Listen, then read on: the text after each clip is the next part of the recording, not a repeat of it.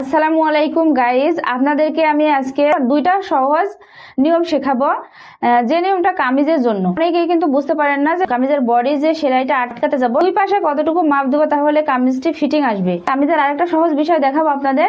কামিজের যে সাইড ফাড়া থাকে, আপনারা কিন্তু বডির চাইতে সাইডের যে ঘেরটা বেশি থাকে, ওই ঘেরে বডি থেকে গিয়ে আপনারা ঘেরটা মিলাতে পারেন না, পেঁচিয়ে যায়। কিভাবে আপনারা কামিজের সাইডের সেলাইটা ঘেরের সাথে বডির কিভাবে মিলাবেন সঠিক নিয়মে, সেটা আপনাদেরকে দেখাবো। এই দুইটা জিনিস অবশ্যই লক্ষ্য করে দেখেন। এই একটা মাত্র ভিডিওতে আপনাদের দুইটা সমস্যার সমাধান হয়ে যাবে। কামিজের দুই পাশে কিন্তু সমান করে নিয়েছি, কামিজটি এই যে শার্ট করে নিয়েছি। এখন এইখান থেকে ধরবেন, ফিতাটা এইখান থেকে ধরবেন। কিভাবে সঠিক নিয়মে মাপটা দিবেন, কামিজটি ফিটিং কিভাবে আসবে, যার যতটুকু বডি সেই বডি অনুযায়ী কিন্তু কোন রকম 19-20 হবে না।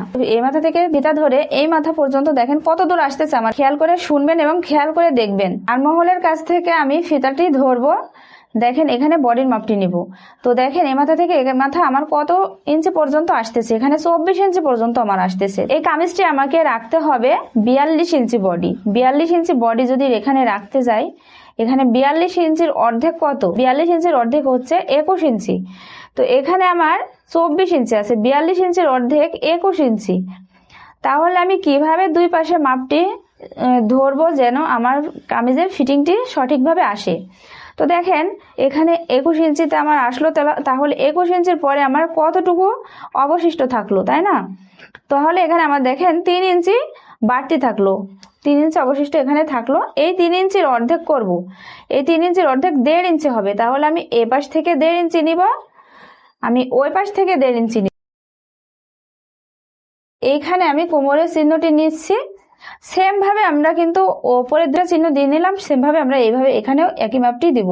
এইভাবে দুই পাশে যখন দাগ দিয়ে নিলেন, যে এই দাগটা এই সুন্দর করে নিয়ে এসে এই দাগে ঠেকিয়ে দিবেন।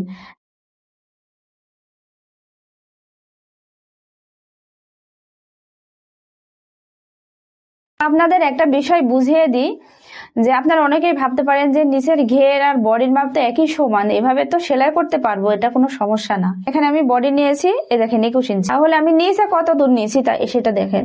আর এইখান থেকে আমি নিয়েছি দেখেন 28 ইঞ্চি। তাহলে কোথায় 21 ইঞ্চি আর কোথায় 28 ইঞ্চি, তাই না?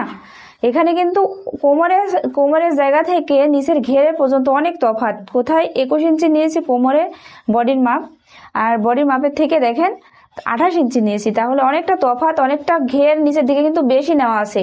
এরকমটা কামিজে কিন্তু সাইড ফাড়া দিতে অনেকেই জানেন না, পেঁচিয়ে যায়, দেখা যাচ্ছে যে ফিনিশিংটা আসে না। তাহলে কিভাবে করবেন? তো আমি যে কোমরের শেষ সেলাইটা দিয়েছি ওইখান থেকে সুচটা ফুরিয়ে রাখলাম। তো এইখান থেকে আমি এখন সোজা সেলাইটা কিন্তু বড় করে নেবেন।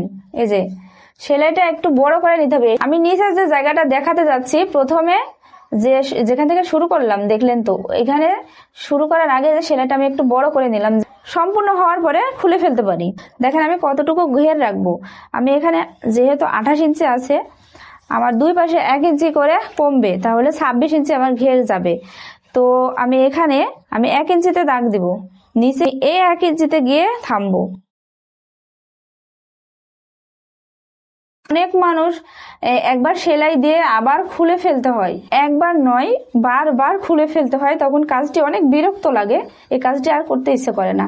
তো এই সমস্যা থেকে আপনারা সমাধান পাবেন এইভাবে। কত দূর ঘের নিতে পারেন তত দূর নিতে পারবেন, এইভাবে আপনারা যদি সেলাই করতে পারেন। তবে দেখা যাচ্ছে আপনি এভাবে করলেন না, আপনি অন্যভাবে যেভাবে শিখছেন আলাদা আলাদা করছেন, দেখা যাচ্ছে আপনার ঘেরের ফিনিশিংটা ভালো আসলো না, তখন আপনাকে কি করতে হলো? আবারও খুলে ফেলতে হলো। তখন আবার সেলাই দিলেন, আবার ভালো হলো না, তখন আবারও খুলে ফেলতে হলো। এই সমস্যাটা আর হবে না। এখন আমি এই যে এভাবে করে শার্ট করে নিলাম। প্রথমে আমি এই যে এ পাশেরটা দিয়ে শুরু করব। প্রথমে কি করবেন, এই যে সেলাই মাঝে মাঝে এভাবে করে কেটে দিবেন।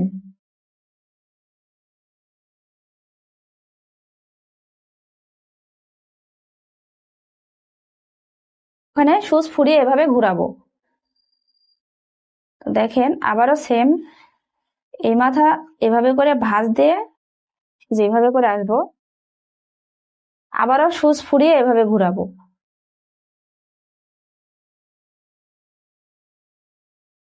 আমি কোন রকম ঝামেলা ছাড়াই কিন্তু কামিজের সাইড ফাড়া সেলাই দিতেছি।